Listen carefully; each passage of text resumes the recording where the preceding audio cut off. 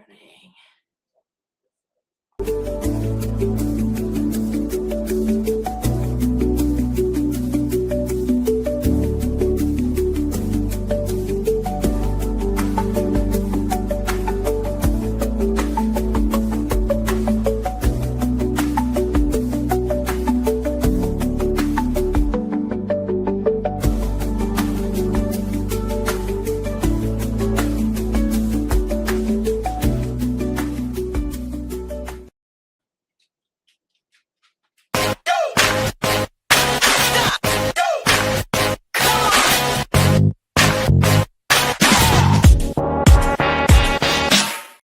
Hello, everybody. Welcome to Unmuzzled, a podcast. I am your host, Sarah. Sorry, there's dogs everywhere. It's time for dinner. It's 30 minutes past time for dinner. So we got a dog. We got Mabel here. We got Steve roaming around. You probably will hear Einstein barking, so I apologize now. Brooke, I'm bringing her right in because she's used to chaos. I mean, she's got dogs. She's got bunnies. I do. It's always crazy around here. It's also dinner time around here. Yeah, which, I mean, that's the way to live, right? If it's not chaos, it's no fun. Exactly. Who cares about sleeping? Not me. So Brooke, I saw that you are called the Bunny Queen. So Brooke rescues bunnies, which is very unique. I think it takes us a really like a special person. But before we get into that, how did you grow up? I assume you had a real passion for animals, but then how do you get it to be bunnies? Yeah. Well, I was actually I'm one of 7 kids. So I think I innately came by chaos. I'm the middle child of 7. But I did, I grew up as an animal lover. I was a 90s baby. So I fell in love with Steve Irwin. That was my jam, was watching Crocodile Hunter. And actually, as a teenager, I was a zoo teen at the Indianapolis Zoo, where I did some work outside of the koala exhibit. I worked with the educational department. So I got to do camps for kids. It was awesome. And that was really my first kind of hands-on experience in animals, and it was amazing. As a kid, I had the bearded dragons, we had rescue dogs, we had cats, we had you name it, it was at our house. My mom has a degree in zoology, so I think came by it naturally, and it's just continued on into my adult life. Yeah, I love that. And there is such a need for rescue of bunnies. I think at least from what I've seen in the Chicagoland area, is a lot of dog rescues end up taking that on, because they see a need. They see homeless bunnies at the open intake shelter and they say, okay, well, let's give this a try. But these are very unique animals to rescue. So tell us, it's kind of, because, and I also think there's a big difference between a bunny that you see in the wild and then domesticated rabbits. Yeah. I mean, the biggest thing we tell people is rabbits are not any more difficult than dogs or cats. They're simply different. And with a little bit of education, you can go kind of a long way with that. And so Happy Rabbit was founded to do that. We were seeing the same thing. I actually come from a background in cat rescue. I still, foster with a local rescue here. And we were seeing the same thing. There are rescues around, but there are so many rabbits that are just ending up in the shelter system that I was like, we have got to help there specifically. We have got to empower our shelter staff and empower people to have the understanding and the education and the desire, right, to help a rabbit. And just because it's a little different doesn't mean that it's any more difficult. It just means that you have to have the confidence to do it. And we can only gain confidence by doing it and by learning about it. And so that's what we do. Yeah, I think that's really like one thing that stood out on your website. And it's just like dogs or cats, like, we're in a shelter crisis right now. So the first thing you want to do is keep an owner with their pet. So, a lot of your website is resources, it's a how-to, what do you do if this is happening? And also how can we help you? So for you, day to day, are you looking for bunny fosters? Are you kind of getting calls from people that want to surrender? Are the shelters reaching out to you right away if a bunny comes in? How does the process work for you? Yeah, we try really hard to make it clear that we are not a hands-on rabbit rescue. And that is because we have to keep our fosters open. We have to keep our finances available for the animals coming through the open intake shelters. You are no stranger there. You understand that budgets are tight, they are underfunded, they are understaffed, and they are over capacity all across the US. So what that's creating is this problem where when rabbits are coming in, they're not getting vetted, they're not getting spayed, they're not getting neutered. And so we have to keep our fosters open. We have to keep our finances open so that when the shelter gets a rabbit, they can call on me and they can say, hey, we've got this rabbit. It's a girl, it's a boy. Here's some existing injuries, whatever it might be. And I can get that rabbit out into our care and get it vetted. I can get it spayed, I can get it neutered, and then I can give it back to the shelter so that they can do what they're good at, which is finding a home for that rabbit. So right now, that process is shelter contacts me, we take the rabbit, we fix the rabbit up, and we get it back to them. Yeah, which is pretty, I mean, it's pretty awesome what you do. So, I was reading too, I like on your website, I think you kind of like describe, the lifespan is about 12 years of a rabbit. They have the IQ of a toddler, right? I think that's it's nice to equate it, because I think a lot of people, I grew up with bunny rabbits. Now, listen, everybody, I know that we've heard this on this podcast. I grew up on the sticks. Our bunnies lived outside in a hutch with hay. I have clients now that have pet bunnies that live in their house because they can be litter box trained. And they're actually, like you said, they're very smart. They are. That's right. And I think that's the plight of rabbits, right? Is that we read about rabbits as kids. We read about Peter Rabbit. We read about bunnies eating carrots. We read about all these things and we see these caricatures of rabbits, but nobody ever tells us about rabbits, right? And rabbits are in such a unique position that they are not only pets, right? We breed them to be pets, but we also breed them for meat and for fur. And we also use them as lab animals.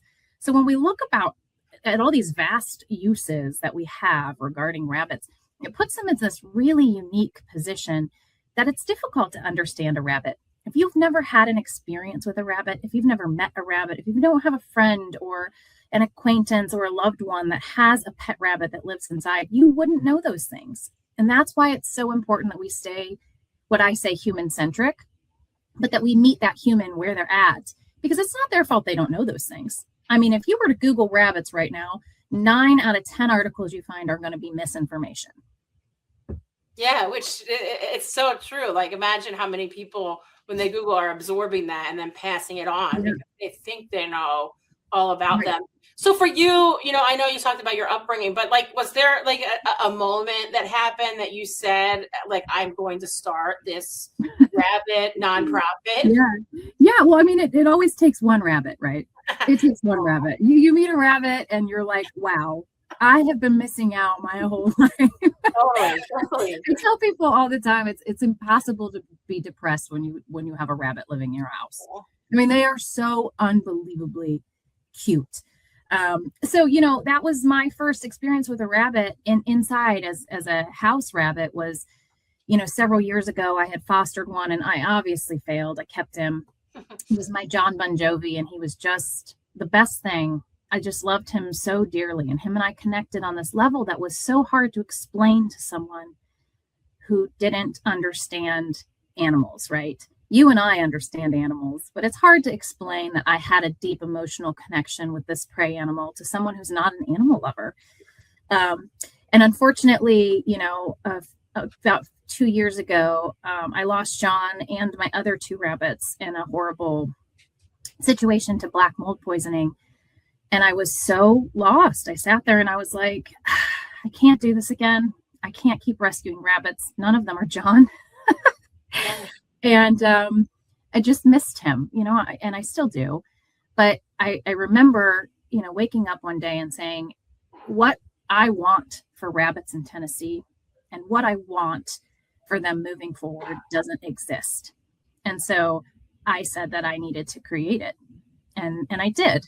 And I tell people all the time, Happy Rabbit was not born out of happiness. It was not born out of excitement. It was born out of sadness and dread, honestly, for the plight rabbits we're in and just my own personal deep-seated grief. And so, the little logo that you see is actually John. And I try to keep them at the heart of this, because we can't save every rabbit, but it just takes one rabbit to change somebody's mind about a rabbit. And we can save the rabbits that we can pull from the shelter. That makes me cry. Like, that's amazing. What a great story. I mean, to just that takes a lot of strength. I mean, it takes, I always say about starting a nonprofit, it is a whole thing. And if I went back and I knew we were going to have to do all of the paperwork every year, and that you almost lose a piece of your passion with all of the other stuff that you have to do. But right. to have the strength for you to do that, it's just phenomenal after so much loss. And, pretty ironic, the name of Happy Rabbit, and it really did derive from sadness, but kudos to you, because the logo is adorable. It's so adorable, and it's really meaningful to you, and all of these, Live Like Rue Foundation, your foundation, your Happy Rabbit company, like these all started from an actual thing that means a lot to somebody, which then can help other people. And that's amazing. That's awesome. Kudos to you. Thank you. Yeah. So I wanted to talk to you just a little bit about like the vetting of a rabbit, because I know they do need special vetting. And for you, as a nonprofit, like you need donations to help these rabbits, obviously. So please, everybody, if you can become a monthly donor or just a one-time donor, so important to support any organization that's a nonprofit, especially now. People need help more than ever. So if you can, please donate. But talk to us a little bit about the vetting, because it is very specified. You need usually an exotic vet or a specialized vet. So how does that work with rabbits? Yeah. So, I mean, the biggest thing that people, I think, need to understand is that an exotic vet isn't working with tigers and lions. I mean, sometimes they are. But that's simply the name that we give to a vet that sees anything other than a dog or a cat. So unfortunately for rabbits, that means that they do fall into that category. And that means that it's going to cost us more money on the front end, even to get this animal seen by a vet. And because rabbits have very sensitive sinuses, they have a hard time under anesthesia. And a lot of times they have to be intubated so that we can make sure they're breathing properly for a simple procedure like a spay or neuter.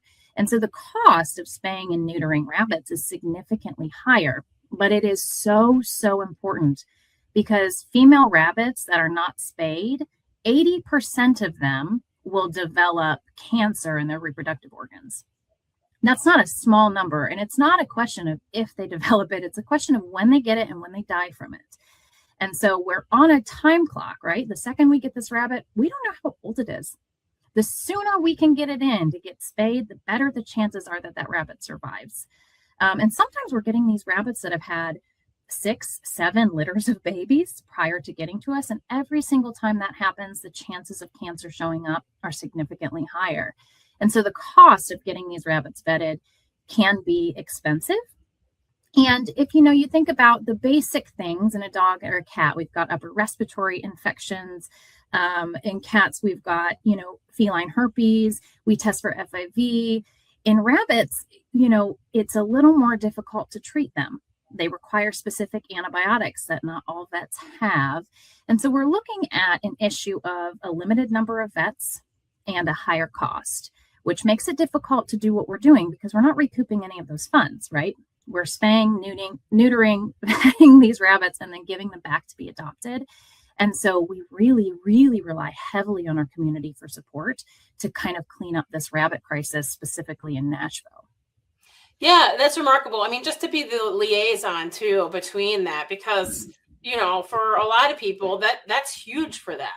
For a lot of the shelters, it's just to be able to get that vetting done and make these rabbits adoptable and able to get into homes it's pretty amazing. So, this is just me because I don't know, like most of these people are like having rabbits like cats, like in their house, litter box trained. That's awesome. It is.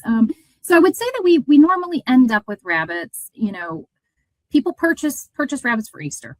That is unfortunately a fact. And 80% of those rabbits that are purchased for Easter will either die or be abandoned prior to their first birthday. So they're not making it 1 year in their living situation. Now, what's happening is people are either dumping them outside or they are surrendering them to shelters, or in better situations, they might be giving them away on platforms like Facebook or Pet Finder, right? The problem is it's creating a funnel, right? If we think about Easter as up here, and these rabbits are all coming through this shelter system, it creates a mass need to spay and neuter them. But what we're trying to do is convert people who are already rabbit owners to being good rabbit owners, which keep their rabbits inside as part of the family. And they probably just weren't set up for success to do that. In order for a rabbit to be a good indoor house pet, they have to be spayed or neutered. If they are not, they will pee and poop all over your house. They mark things, they get territorial, they get hormonal, and all of that happens at about 6 months old. So that's why July 4th, about 6 months after Easter, is when we're going to see all of those rabbits coming through the system. And that's why we're trying to get ahead of it now, right? By educating on the front end, this is how to appropriately keep a rabbit as a house pet so that on the back end, we have less rabbits to clean up. Wow. I mean, that year marker, that is just, wow. What a stat. It's crazy. Yeah. So and it's really sad. It's so sad. Oh, yeah. It's depressing. I mean, that's really depressing. And I will say, you know, when I had rabbits growing up, like we cared about them. That's the hutch that my dad built was legit. Like there was like they were treated well. We just I was born in the middle of nowhere, and that was normal at the time. But now, like I literally have a client that has a bunny as a pet. I've not seen the bunny. It hides when I'm there, but like it's awesome. They have a dog and a bunny. I mean, it's great. I've got 4 rabbits, and they free roam with my 2 cats, my dog. We have foster cats. I mean, and they live their life just like a cat would. They use a litter box. They hang out with everybody. They're part of the family. Yeah, I love that. Like, do they like curl up in your lap or up on the couch beside you? They do. You know, they're individualistic, just like any other animal. Some of them have personalities that love to cuddle. I have one that is a true introvert, which is so funny because I bottle fed her. So she has no reason to be that other than the fact that she just is by nature. But sometimes I'll catch her like coming all the way upstairs and sitting next to the laundry basket because she just needs me time. She's like, I just need to get away from everybody right now. Oh, that is amazing. I can see why they call you the bunny queen. I mean, you have earned that, but like, wow, what a journey. That's so impressive. So one other thing, you know, puppy yoga is really like a hot topic around here. We see rescues partnering with, you know, businesses and companies to do it. And I had somebody on from Movement Lounge that we talked a lot about, you know, what is good puppy yoga, what is bad puppy yoga, and always make sure, you know, everything looks okay and that the puppies are coming from viable rescues and not being imported in certain ways. But anyway, I'm again my soapbox, but you can go listen to the podcast because it is a great conversation. And before you take a puppy yoga class, just make sure it's all good. Anyway, these bunnies, I would, number one, I know that this yoga is like more for fun, but like that white bunny above that woman's head, oh, I die. Like this is so cute. Yeah, and you know, I actually listened to your podcast with Alex. We are big Alex fans. Oh, good. We love what she's doing over at Movement Lounge, and she's actually who hosts us for bunny yoga. But bunny yoga is such a good way to showcase rabbits. Yeah, because it's quiet. It's innately quiet to do yoga, right? And you're already on the ground, so you're already on their level. We tell people when you're trying to bond with your rabbit, the first thing you have to do is lay down on the floor. And people look at us like we're crazy, but rabbits have almost 360-degree vision. So if you think about how scary the world is, if you can see all the way around you at all times, right? The way to make yourself less scary is to get on the ground with them. And so yoga is so perfect for that because it just really showcases how fun and how loving and how wonderful rabbits are because it's them and their environment. Yeah, so I know because I have a lot of people that listen to this in the Nashville area just because we have Live Like Rue has such a presence there. But how often are you doing this? Actually, I think I saw you have one coming up. The podcast might air after this, but yeah, how often do you do these usually? We try to do them once a quarter, so once every couple months. That's as a small organization, that's what we could pull together and accomplish. But I'm really excited about our next one and the one that we did previously. We've been partnering with local-ish rabbit rescues, and they've been supplying bunnies that are available for adoption. So even if the shelter doesn't have any bunnies at the time, all of the rabbits at Yoga are still available for adoption through a rescue. And that has been so important to me because we don't want people purchasing rabbits. You can purchase a rabbit around Easter for less than a cup of coffee at Starbucks. And so we really want people to understand that rabbits make wonderful pets, but just like dogs, just like cats, it's so important we adopt and don't shop. It's the only way out of the crisis we're in. And so this next yoga class and all of them in the future will have adoptable rabbits from various rabbit rescues. That's amazing. I want that to come to Chicago because I would I'm awful at yoga. I'm just not. But I would do it for the bunny. I don't know that any yoga gets done at bunny yoga. I know. I think everybody just sits and plays with bunny. That's why I would love it, honestly. Everybody, Brooke, the rabbit queen, or the bunny queen, I'm sorry, I didn't want to mess up your name. Go follow them on Facebook because you can see all these wonderful yoga photos, but also their website. Become a monthly donor if you can. I always say, I hear time and again, I wish I could donate more, like $5, $10, $20, whatever you can do helps organizations like this. It's really hard to get grants, I'm sure, as a bunny organization. It's hard for Live Like Rue to get grants. So literally, we survive on monthly donors. Brooke, I assume these events that you do. Events are such hard work. Please show up to these events that Brooke does. Please show up to Live Like Rue events. But if you don't want to leave your house and you want to just donate, go to her website and please become a monthly donor or a one-time donor. That means, I know, so much to you. Is there a wish list or anything else on there, Brooke, that people can get? There is, yes. We always have an active wish list with items that go into our adoption kits. So the kits that go home with rabbits from Metro Animal Care and Control, there's always an ongoing list that's just easy to purchase through Amazon. Oh, amazing. And if you ever have a bunny with cancer, please reach out to me. Actually, I believe that we have helped one bunny, maybe not though. That would be our first bunny. So we obviously could help you cover vetting. We could do our first bunny cancer care package.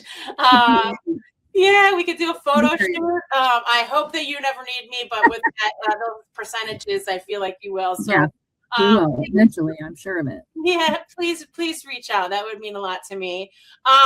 Brooke, the bunny queen, please, again, go follow her on social media. Great work by you. And what a story. I mean, so inspiring to take such devastation and turn it into something so magical. Thank you, Brooke. Thank you, Sarah. Nice to meet you. You too. Have a great rest of your day. You too. Brooke, everybody, the bunny queen. Again, here's the website. Also, go check out their social media. These guests that I have starting 2026 have been just incredible. I mean, so much knowledge, just things that you never knew you didn't know. And now you know, and it just makes you more of a walking encyclopedia about animals, which I love. Thank you, Brooke. We will see you soon. Thank you, everybody, for listening and watching. I really appreciate it. I'll talk to you next time. Bye-bye.